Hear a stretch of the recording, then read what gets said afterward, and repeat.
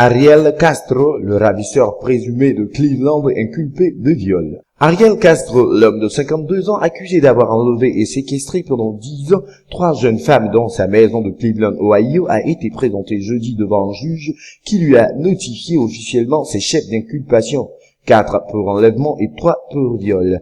Le montant de la caution a été fixé à 8 millions de dollars. Selon les premiers éléments de l'enquête, les 3 jeunes femmes libérées cette semaine ont été violées, battues, affamées et maintenues enchaînées par leur ravisseur, un ancien chauffeur de car scolaire licencié à l'automne dernier. Aucune charge ne pèse sur les 2 frères de Castro, Pedro, 54 ans, et Oni, 50 ans, qui avaient été arrêtés dans un premier temps, rien ne prouvant qu'ils aient été mêlés à l'affaire. Michelle Knight, vue pour la dernière fois en 2002, Amanda Berry, qui a disparu en 2003 et qui a apparemment donné naissance en captivité à une fille, aujourd'hui âgée de 6 ans, et Gina De Jesus, dont on n'avait pas eu de nouvelles depuis 2004, ont été retrouvées vivantes lundi soir au domicile d'Ariel Castro après qu'un voisin a entendu des appels à l'aide. Les 3 femmes ont été enfermées dans le sous-sol de la maison de l'accusé, attachées avec des chaînes et des cordes et occasionnellement affamées.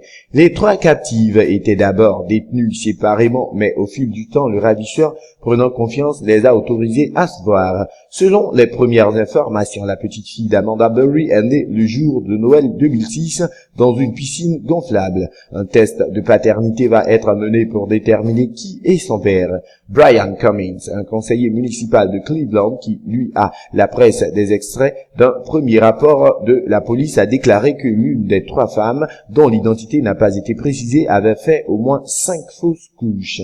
Ariel Castro est accusé d'avoir provoqué ces fausses couches, à la fois en privant la victime de nourriture et en la frappant au ventre. Les 3 jeunes femmes ont raconté que pendant leur captivité, elles n'avaient pu quitter la maison que 2 fois, conduites dans un garage voisin, déguisées avec des chapeaux et des perruques.